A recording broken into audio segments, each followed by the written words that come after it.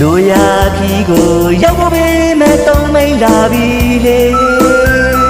ခုဆိုရင်တွေ့ပြကြောင်းသွားမလဲဈေးဝဲထွက်မလားပြောလိုက်လေ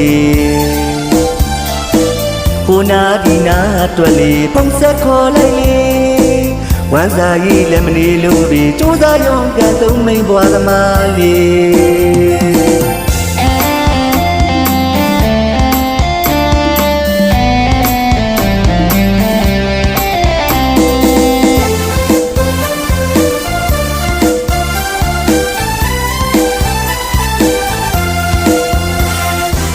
ဝါပီရဝမ်းစာရေးမှုကိုဘွားလေးကိုကြိုးစားရုံကဲ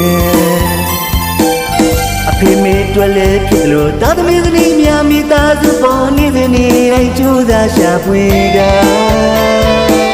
ည်ရွယ်ချက်စိတ်ကူးများနဲ့ငါ